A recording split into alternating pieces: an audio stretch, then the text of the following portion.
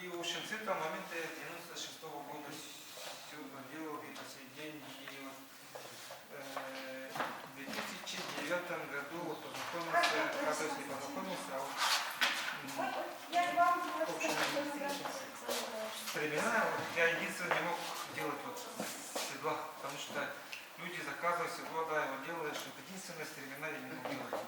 Это двутило можно купить там, либо самому сковать, сделать колечко, там, ну, по современному делу, стремена-то не, это не хватает образования. Это литье, да, это что? Да, это литье.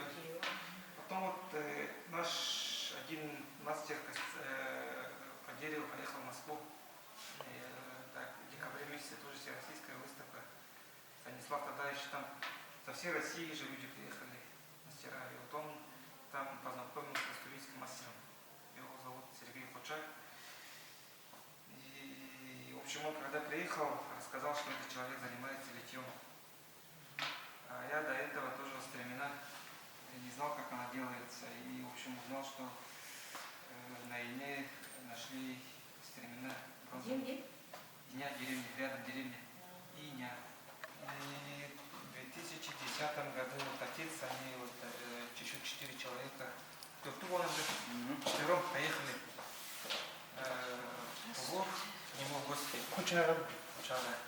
Поехали в гости, четвером по телефону разговаривали, там договорились, да, вот на ноябрь это заехали, на ноябрь месяц договорились, в общем, ехать. И в ноябре месяце они поехали где-то неделю было надо. Где-то неделю. Ну там тоже, когда вот приехали, как Александр в мастерскую заходишь везде, там ножи на земле лежат, заготовки. К нему зашли, там везде серебро валяется, латунь везде валяется, тоже вот очень интересно. Вы Бухане? Нет, у Шмача Сергея. Вы, да, тоже. В общем, он сказал, что ваш возраст уже все, вы уже старики, вам поздно этому учиться. Да. Тебе, что ли, да? Нет, он отцу, там еще, ну, в этим... В возрасте все. Да, в возрасте, в общем, были, сказали вам уже поздно. Глаза не те, в общем, это все уже, в общем. Уехали, надо молодых отправить. А у меня, я же работал в то время в невидимости на охране, и у меня не получалось, в общем. И вот на следующий год собрались в сентябре ехать. Там. И как раз сенокос, август, в сентябре мы не смогли, потому что сентябрь месяц, август месяц постоянные дожди. И сено не успели приготовить, пока сено делали на этом перевале, где вот через Кашигарский район, там снег выпал. Мы поехали. Для этих лошадей. Да, ну, чтобы на машине, да, перевалить через перевал. И мы поехали в это же время в ноябре. То есть я поехал, сел на автобус, на такси, там, в общем, как мы ехали, поэтому же ехал. И тоже назад не оглядываясь, в общем, до него он встретил там, Кызылин меня встретили, в общем, его родственники. И вечером, ночью мы выехали к нему домой, от Кызыла до его дома где-то 400 километров. Да. И вот 3 дня там я у него жил, в общем, ну, сперва знакомились, присматривались. Я на 3-й день, конечно, говорю ему, в общем, я что, зря издалека к вам приехал.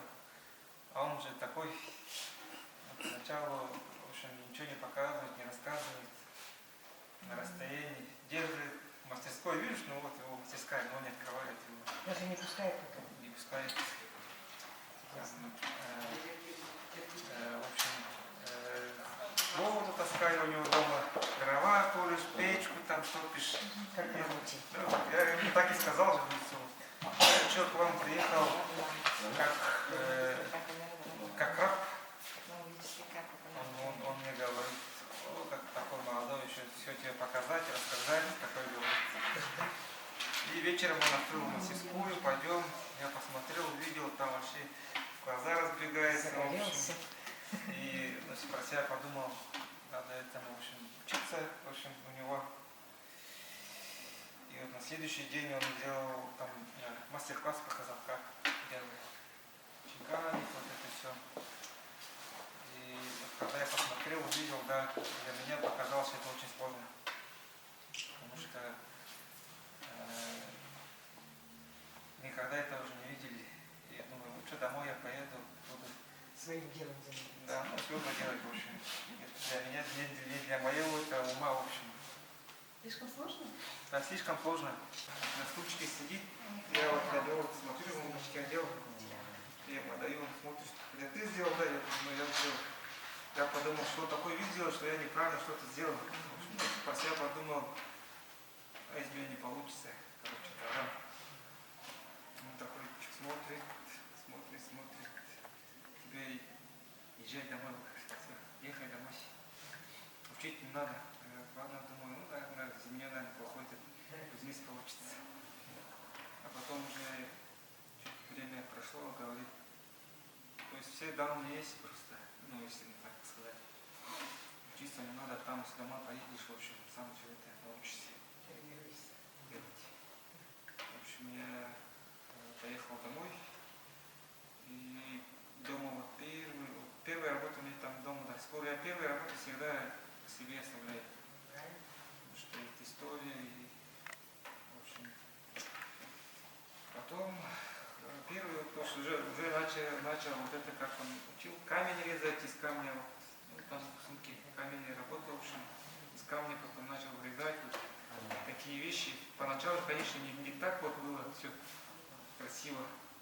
Сейчас уже видно вот по опыту, да, вот, как ты предыдущие, то есть первые работы и сейчас работы. Там, конечно, уровень там, 2 класса. И, в общем, он через определенное время приезжал, там, через месяца 2-1,5 ездил. Приедет, посмотрит, ругает, что там неправильно, тут неправильно, там не так сделали. И он всем замечает, не только мне, всем замечания делает.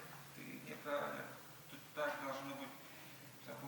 Выкинет, там скажет, что за это, зоопарк вот это устроили, в общем, звериный стиль же. Он, когда у него учился, он говорил, у вас позрыв очень богатый, и нас не копируйте, вы тогда пойдете по Тувинскому пути, то есть по линии буддизма. Через некоторое время, где-то через года, где-то 2, наверное, он уже перестал вот это говорить, потому что видит, что уровень мастерства у человека растет, и он уже и очень смотрится очень красиво, и очень много когда на выставке есть, людям нравится вот это. Везде же вот это орнамент, он везде, вот, по всему миру он есть. И не отличишь, что это, то есть любой человек, да, вот, который может это нарисовать, либо там сделать, везде он есть. А вот именно вот звериный стиль, который, да, вот, его нигде нет. И это вот, да, и вот очень нравится. Мы были в одно время в 2013 году на выставке, забыл, по линии военных художников. И это, в общем, вот, который Греков, да, мы тогда с ним познакомились. Вот это ему очень сильно нравится, Греков. И вот там мы с ним подружились, мы вот уже в Москве несколько раз уже выставки делали, 2 года подряд делали в Эрмитаже выставку. В Эрмитаже нас очень хорошо знают. И, в общем, вот начали работать так. И уже где-то в 2015 году я уже перестал у него это спрашивать, потому что вот это делать там, сидеть, резать, рисовать, фантазировать, это человек сам добьется. Философию учиться это очень трудно. Философия, да, это вообще тоже вот, например, да, вот это делаешь, тоже надо как-то философствовать, фантазировать, вот это очень сложно. И сейчас уже это популярно стало, и у нас туризм очень сильно развитый, и вот некоторые люди очень тоже просто берут какой-то мотив казахский, да, в любую там вещь, там, например, на камень рисует, например, да, либо там на дерево, вот это все. Просто берут какой-то определенный там сюжет, да, вот туда. И тоже вот людям, туристам это нравится, туристы покупают. В Туве все его боятся, потому что это такой человек был, его вот даже по этому его мастерству никто не мог превзойти. И вот еще один есть там камнерез, его зовут Владимир Шампуевич. Вот они на пару вдвоем по всем выставкам ездит. Этот человек, он вообще, как он режет, никто тоже не может так резать. У него подход вообще другой, камнерезский. Он, в общем, артист тоже, поет, горловик, музыкальный инструмент играет. У него там, он создал свою да, школу, то есть, как называется, артиста, в общем, собрал. А сам преподает там вот, училище Тойбуха. Есть первый камнерез, который в Тюмени, да, в честь него построили училище, работает до сих пор. И в это училище он преподает. Вот они вдвоем постоянно там ездили, жили у нас. И вот когда мы поехали конское убранство в Туве, да, вот, все уехали, вот я, отец, там вот, мы остались, высокое начальство приезжает, высокое начальство, в общем, первые и говорят, Сергей Хомушкевич и Владимир Шампуевич переезжает в Дом. Мы слышали, что там им дом дали, в общем, и они хотят переехать. Мы сказали, да, в общем, они к нам приезжают, как к себе домой, в общем, живут, отдыхают. Все условия, в общем, мы там им создали, в общем, приезжают. Там, если баран заколоть, баран, мясо хотят, мясо, там, съездить куда-то, туда-сюда, нет проблем, в общем. И они, оказывается, тоже вот хотели построить мастерскую, там, школу мастеров, в общем, сделать у себя в Казалдаге. Но чиновничьи вот это очень трудно перешагнуть. И вот они сказали, что мы тогда переедем к ним. У соседей, да, другой национальности. И примерно вот возраст, так же, как у них придет, может, мы пойдем провинцию учить. В общем, примерно так.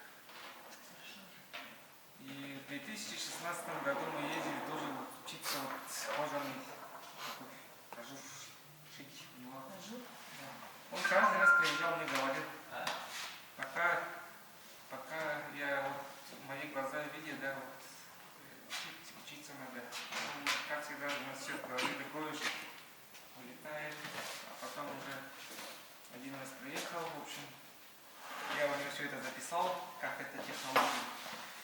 И в Москву на выставку поехали, я, в общем, эту книжку потерял. И в 2016 году тоже отец, моя жена поехали к нему в гости в октябре месяце, в начале октября. Полмесяца там не ужили, как вот это делается, все учили, как готовить сухожилие нитки, как кожу приготовить, вот это все. И вот в этом году, летом, мы делали, то есть у нас там есть организация Ахчулшпа. Вот они выиграли президентский грант, и там по Зарельском кургане нашли кожаную пряжку. И вот эти знания, которые Сергей дал, вот мне очень пригодились, чтобы его прям копию сделать. Вот эти эрмитажевские сотрудники приехали, посмотрели вообще исполнение, да, вот в один, в общем, качество. И кожа, вот это все мы готовили, нитки тоже все полностью мы готовили. То есть не там где-то в магазине купили, а просто вот именно где вот Ариана, Британия, у нас горного хайда брали кожу именно вот дикого там горного козла, сухожилия, нитки тоже вот осенью колем, да, бычка, да, вот все это готовим. И вот в этом году мы потихоньку уже начали вот это строим, мастерскую будем строить. В 2013 году, в общем, приехал глава республики Александр Васильевич Бердников. Он с рабочей поездкой приехал. В общем, он ездил в Москву, оттуда он привез деньги на, в общем, в каком районе, в общем, такие острые проблемы, деньги, в общем, привез. И предыдущий глава, в общем, его пригласил в мою мастерскую. Я тогда всех мастеров собрал, которые занимаются именно народным промыслом. Они приехали.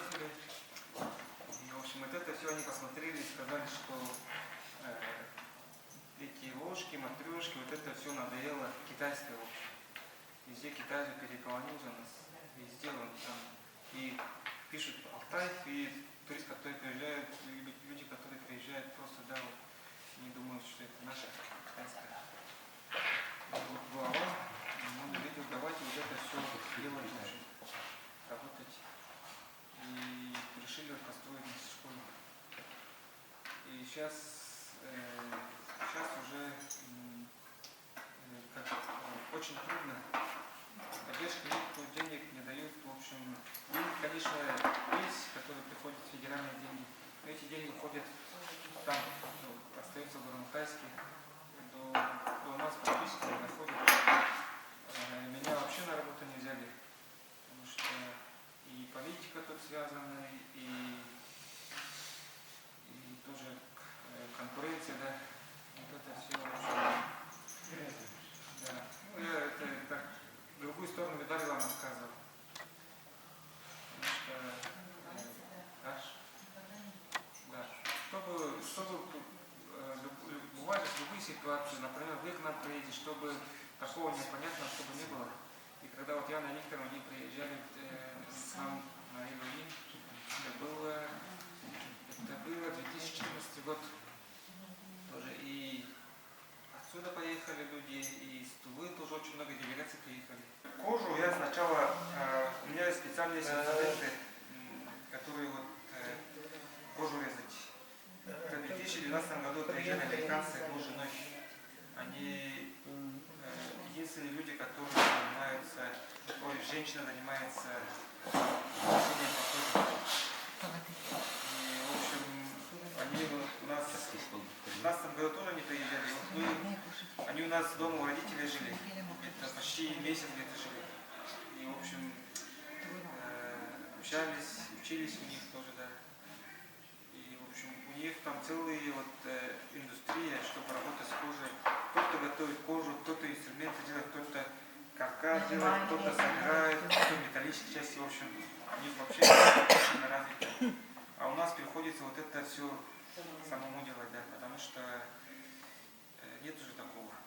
И вот этими инструментами работать очень удобно, если у кого знакомые есть, можно заказать, либо кто понимает. Нет, я это вообще не понимаю. Вот если кто это понимает, можете, в общем, сами, в общем, заказать. Я вот собирался тоже в Америку ехать, чтобы вот этот купить инструмент, деньги, все накопил, все собрался ехать. И вот в апреле месяце я узнал, что едут студенты туда, в Америку. И мои, да, вот, американские бабушка и дедушка. Я письмо написал, то есть попросил, чтобы по-английски написал. И, в общем, они мне отправили. Да, через студентов. В каком городе? Это Колорадо. Да, Колорадо. В общем, там они живут. Так, в общем, кожу я отрезаю, да, вот тут можете писать прямо, чтобы вот это сделать. Ширина у него, да. Раньше делал... То есть я буду сравнивать свой и туристский, да, в чем разница. Режется где-то на 3 сантиметра. 3 сантиметра, вот я, да, ширина. А толщина какая должна быть? Это крыс, да? Да, это крыс. Я вот обычно делал, тоже 3 делал, пошире делал. И сейчас я делаю 2 сантиметра, 4 миллиметра шириной. Есть специальный инструмент. Это вы хотите что показать? 3 сантиметра, 4 миллиметра? Нет, 2 сантиметра, узду, да? 4 миллиметра. Ширину. Обычно. Ширину. Просто... Есть такой специальный инструмент, вот вчера Александр Данилов один уже сделал, работает, еще один надо сделать ему. Тоже вот кожу берете, тут лезвие с одной стороны ставится. Я не взял, потому что не знал, что мастер-класс будет. Я так вот привез. И вот беру его, кожу режу, он получается идеально ровный. И вот ремни, да, вот такие ремни я вот режу именно вот этим инструментом. Все отрезал, сделал. Раньше не было тоже инструмента, который одну толщину делает. Раньше тоже мучились, где-то тоньше, где-то тоньше.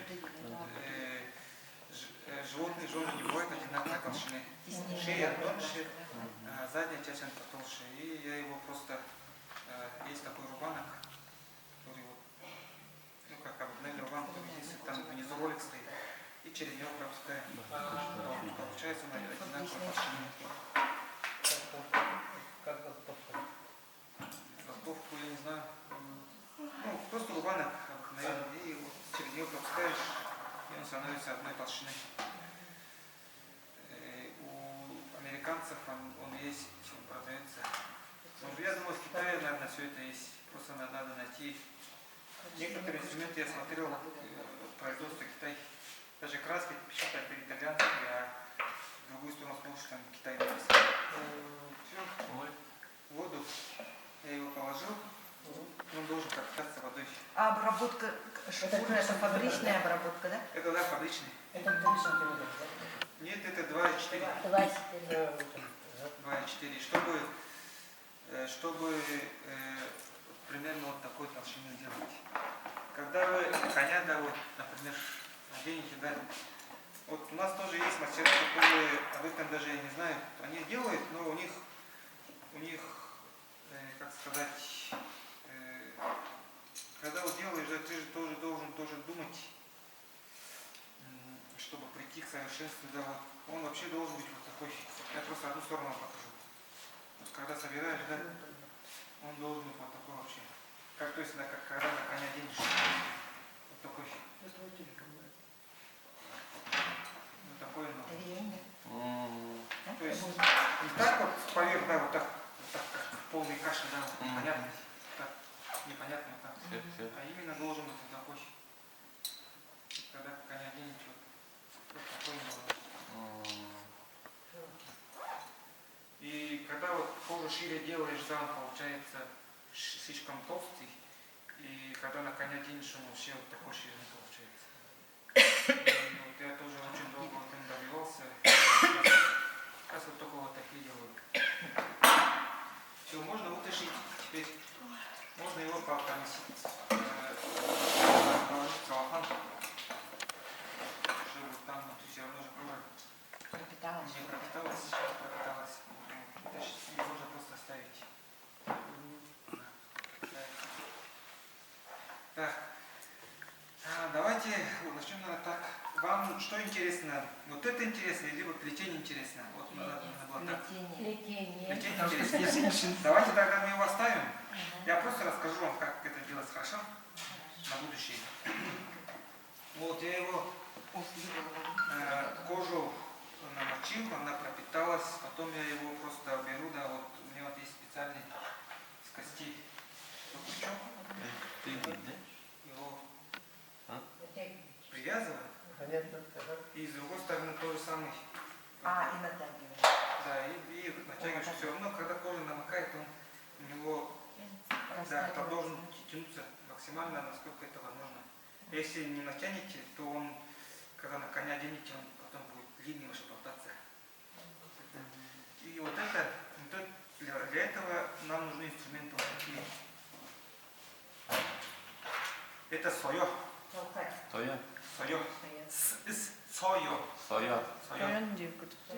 Да. Без этого это инструмент для завязывания, развязывания, в общем, узлов, да. Да. И вот в одно время в Крыму тоже на выставку приехал, там какой-то молодой парень подходит, у него уже на ремне привязан хочет тоже.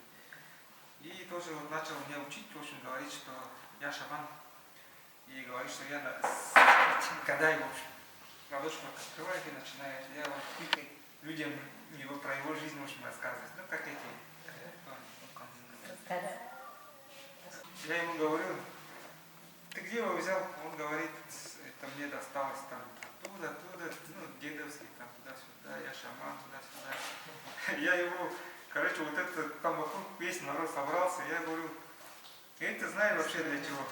Это называется сойо, и он нужен для того, чтобы завязывать, развязывать узлы. Для этого нужен, а не для этого. Вот тогда весь покраснел такой, и говорит, что купил в интернете, то есть объявление увидел, да, и его купил. Там он не такой, конечно, он сделан из оленей, только, он чуть потолще, вот такой красивый, такой, ну, понравился, просто купил. И хумус показывает тоже, якутский. И тоже начал людям говорить, что вот где он хранится, это голубик там говорит. Я там так засмеялся его, потому что ну, нужно неправильно людям это говорить. Так же нельзя вообще. Он вообще убежал. Шарлатан. Ну, шарлатан. Я потом поднимаюсь, смотрю, он такой коврик постелил, очень много рунических надписей на этом, на глине сделал и, как сказать, в общем, технология, да, вот это, гончарная вот это сделал. И очень много рунических надписей написал. Я ему подхожу, а он начинает там людям вот это маршрут пишет. Меня видел, иди дальше. Тоже человек неправильно поступает. Надо как знать, что ты людям рассказываешь, потому что в одно время тоже на выставку, где-то мне рассказывал Греков Александр Романович, тоже на выставку люди приехали из Казахстана. Там такие ребята были вообще, говорит, вообще все они знают, все у них оказывается, слоны у них там произошли, Чингисхан там казахский оказался. И, в общем, выставку свою сделали, там, оказывается, они взяли тувинский, алтайский, там вот это все навешали, тема, да, вот именно вот этот звериный стих. И начали говорить, что это казахский, вот это казахский. А там же весь научный мир же, они же все это знают. И полностью всех выгнали оттуда с этой выставки. И тогда вот я уже тогда вот начал понимать, оказывается, хоть он и кривой, хоть он неправильный, хоть он некрасивый, зато это, да, свое, хоть он примитивный. Поэтому не надо копировать там, воровать, да, вот, другой национальности. Это самое такое вот. Там для ярмарки вот это, конечно, пойдет, потому что люди не знают. А для научного мира это вообще. Вот в Эрмитаже, когда выставку делаешь, там тоже очень такие же люди занимаются, приходят. Они все это знают, хорошо разбираются, лучше тебя разбираются. Поэтому это, насчет этого надо всегда это соблюдать надо. Так. В общем, вот это называется сойо. Тюктю сойо. То есть, если перевести на русский, сойо с дырками. Сойо с дырками. Да, это просто домашнего козла, да? Тюктю это дырки, да. Вот диаметр. 6 дыр. Да, не обязательно. Это не обязательно 6. Просто размер разный. Я просто начинаю когда делать. И иногда он это кожа тонкая, и в другом месте делаю. И пропускаю через них. Ага. Да. И тогда кожа да, сырая, она очень хорошо вот, принимает форму, вот, как пластилин, вот такой становится. Его надо формаламент. Это деревня. Ага. Его надо привязать на кожу. Королу. Просто для интереса. Видишь как? Форма верят. Держите.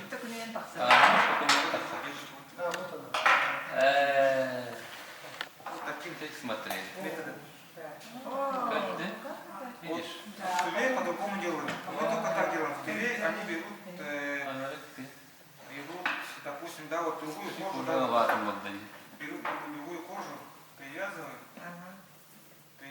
и потом уже так делают, они так одевают, тоже натягивают, и туда-сюда водят, туда-сюда, он тоже округляется. Нет, тут сложнее получается. Хорошо, сначала большую дырку, а потом все меньше. Да. То есть кожа начинает со временем высыхать, да, он когда пропитывается, он расширенный. Меньше дыр. Да. Технологии, да? И становится такой круглый. Когда высохнет, окончательно тоже еще раз надо провести. И надо одновременно пропитывать топленым маслом обязательно. Топленое масло не будете пропитывать. Топленое? Да, топленое. Сливочное топленое масло. Да. А это не надо, растительное масло не надо. Когда растительное масло высохнет, оно ваше твердое станет. Твердое станет. Именно надо вот, Пропитать. животного происхождения. Пропитать тоже, да? Да, просто я беру, да, вот обратно его выпрямляю, да, и прям рукой беру, Масло. масло, да, А. он полностью. А, вначале закругляете, потом выправляете. Да, сначала надо подготовить кожу. А если так вы не делаете, сразу маслом намажете, все будет в массе, руки в массе и А скользит. тут в середине тут. Сперва надо подготовить кожу. Обработать. Где-то посередине, да, процесса. Да, уже даже не посередине, это уже почти окончательно. Просто кожаный каяк надо. Это в конце Это мама. элемент. Хоть что-то. Ну, сколько кожи надо, она сама себе заберет. А. А лишнее через это пропустите, его выдают. Ага. Все, вот это сделали и... Когда самую маленькую дырочку просовываете, тогда это уже масло. Масло. Вот такая становится. Или с самого начала. Нет, Только проходите. в самом конце. конце. То есть В я самом обычно все конце. это как подготовлю, уже чувствую, что И потом уже на готово. То есть он уже круглый. контрольное это вытаскиваете, чтобы масло вышло, да, через еще дырочку. Нет. Нет. Ну просто руками обмазывать, все равно он пропитывается, и сколько ему надо, он забирает. Понятно. Пропитывает. Да. А, и потом она сама закруглится, что ли? Все равно через дырочку надо. Ну, она уже Нет, руками, а он уже форму уже придал же. Она уже Всё. формула Да. у нее Вы есть. открываете, А, намазываете, потом она соберется. ручка закрывается. Все. Вот. Вот самый классический считается тоже вот это тоже очень многие знают. Вот эта кожа, она вообще вот так закручена, вот так спиралью, вот так закручена. Вот это если человек, который занимается черносидельником, вот это если он делает или сделает, это считается все совершенство обработки кожи. Видите, закручен. Как его закручивать? Закручивать это Это вы когда перед тем, как отпускать, его так все время Так же, крутите, да? наверное. тут так же делается. Только закручиваете. Нет, его надо тоже там очень долго надо делать, мочить, вытаскивать, обратно, еще так почти. Всё, вот она говорит, в процессе надо вот так Совершенство закручивать. вести. Нет, не надо. А как она закрутится? Просто прямым делать. А как она закрутится? Вот так. А, Кожа вот так. сама закрашивается. Там просто надо вот его постоянно, его надо прижимать. И постоянно натягивать, да? Один раз натягивать это достаточно. Спираль вверх надо тогда. Один раз Да, он сколько надо ему, он вытянется, а лишнее, когда вы отпустите, он обратно вручную натягивать, на да. месте станет. Да, вручную. Слишком высоко не натягивайте. надо. Конечно. Потом, когда кожа высохнет, тут очень много шрамов выкатывает. И все. Да, я приводил вот, вот всегда начинается плетение, да, вот это, плетение, это нет уже, набрали. Начинается вот с этого места плетение начинается. То есть тут применяется две кожи. Это одна, вот она вторая. И вот начинается вот с этого места. То есть вот эта верхняя часть, она всегда укорачивается. Ой, то есть не укорачивается, а нижний всегда он укорачивается, потому что он уходит сюда, возвращается сюда, опять сюда. То есть Вот отсюда он начинает, всегда, да, ему всегда надо длинный. И всегда я вот начинаю делать, чтобы вот это пошло уже отсюда. Ага. Как идет? А вот это, который не укорачивается, начинается вот сюда идти, вот назад, возвращается. И я, в общем, линейку это не применяю, я просто с помощью пальца, да. Хорош. Вот хорош. Вот Вот так вот хорошо. Schön. У них хорошо. Schön. А, хорошо. Schön. Вот это. Семья. Мамур. И вот у коня, да, вот всегда он должен быть передняя часть мухрш. Вчера мы видели в музее вот в этом такой шириной. Вот этот вот такой шириной должен быть. А сзади он все. Сзади, да? Вот так, сзади. У кого-то шире, Там сзади все. Это не обязательно как по линейке, да, там мерить там, до сантиметра. Просто вот совпадает примерно, даже это значит хорошо. Я говорю, вот есть вот такие, это же неправильно. Всем же не хватит, увидите. Хорошо.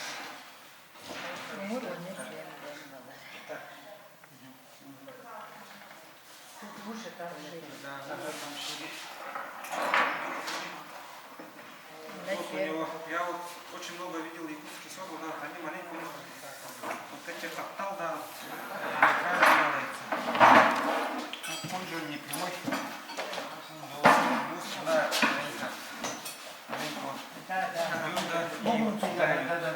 Да. а вот у ковбойских седел она идет, она наоборот идет вот сюда шире, вот сюда в эту сторону шире. Да. Упор делает туда. Ага. А наши они все вот такие.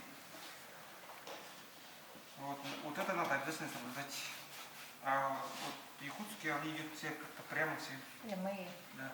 И когда на коня ложите, он Все равно. устойчивость не будет. Нет, у нас якутские лошади раньше были такие мясистые.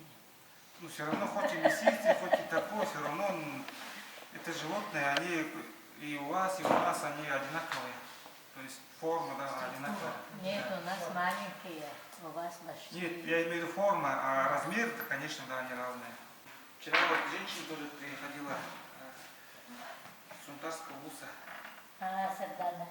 Да, Сарглана. Сарглана. Сарглана. Она тоже училась, в общем, у нее все получается, в общем. Она ювелирная. Так, давайте с самого простого пока начнем, потому что потом перейдем к сложному.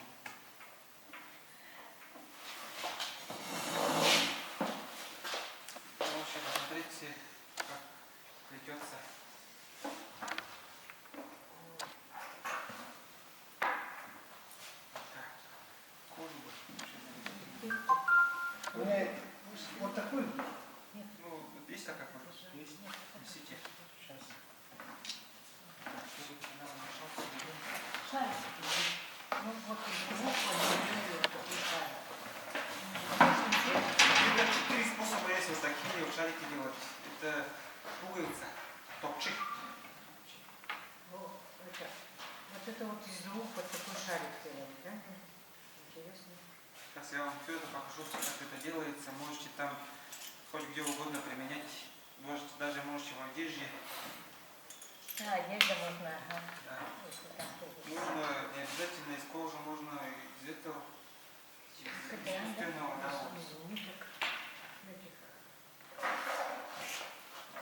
Вот. Ой, там.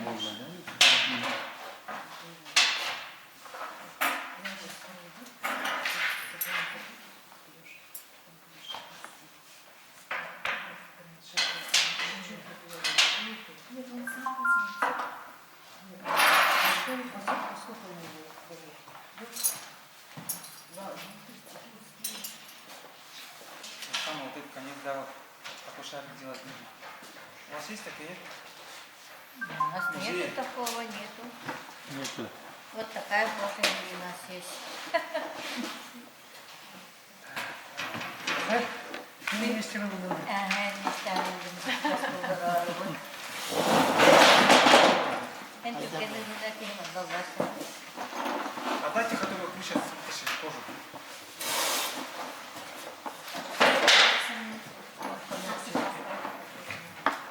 Это оленья.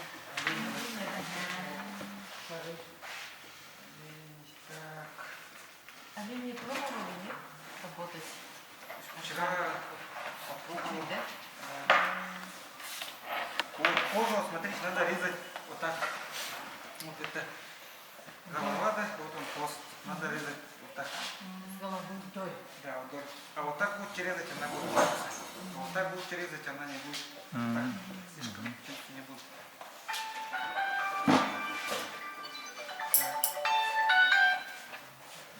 Алло. С этой стороны возьмем. Это хозяин.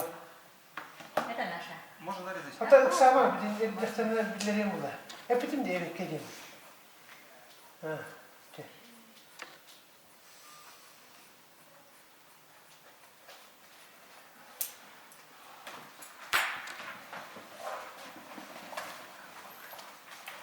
Специально принесли, чтобы научиться.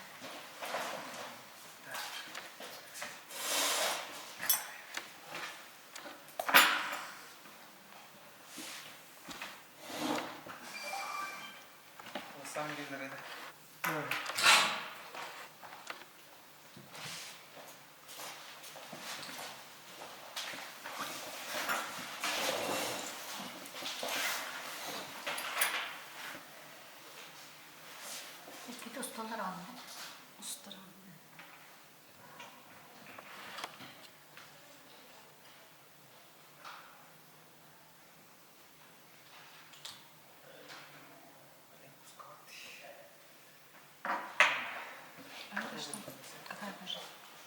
Стрелек.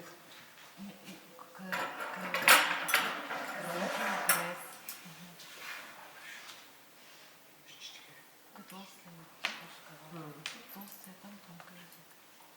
Это тонковатый. Ну, попробуем сейчас.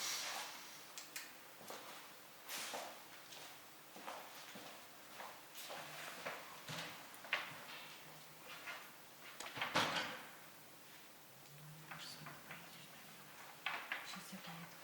Потом печенье. Ножницы сам сделал, да? Мне это Александр подарил. Это якутские. Из Волгу. Вот поеду. Никого такого не будет.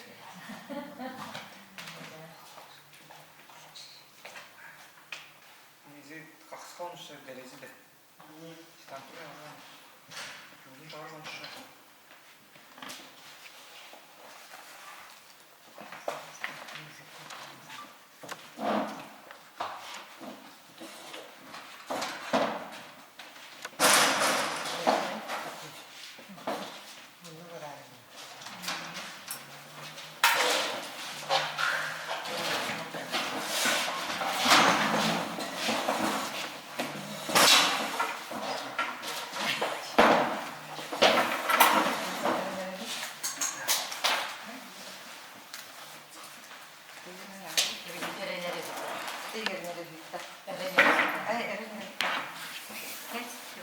Ну, примерно вот так от этого.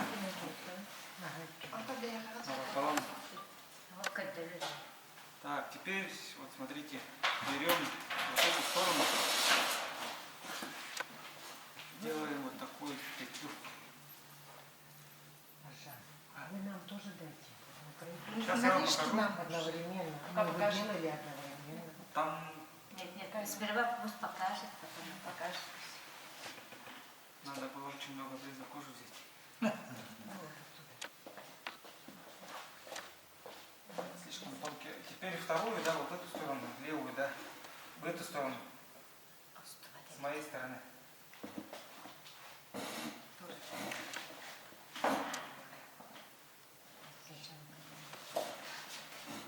Так. Теперь вот это, да, которое последний, да, вот сюда загнули, идем сюда.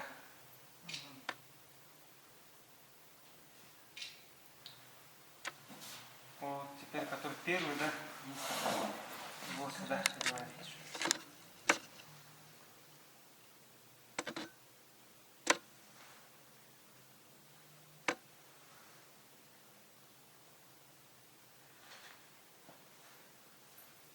Для этого шипсы вообще замечательно было.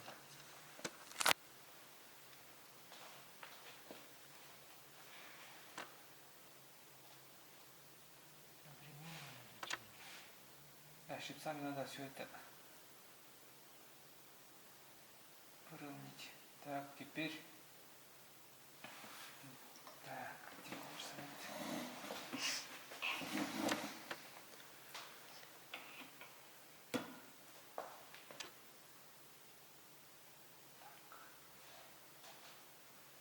Наверное, другую кожу, наверное, надо будет.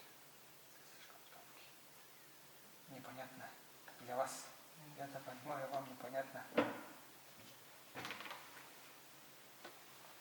Это гусек, да?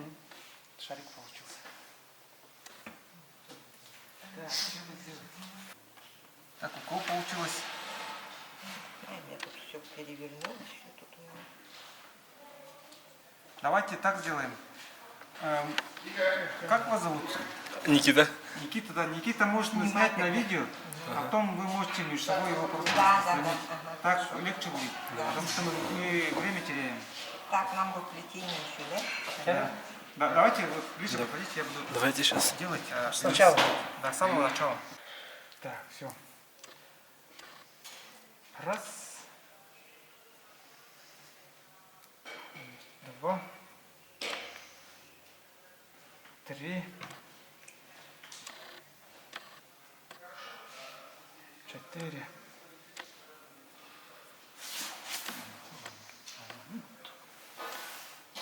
А если Эти детей маны длинную ладно будут. вот туда Пять. Там были. Давайте, да?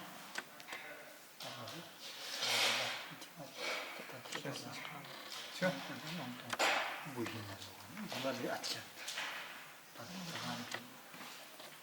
Вот тонкий, он рисунок портит. Вот тут более-менее такой более-менее. Все.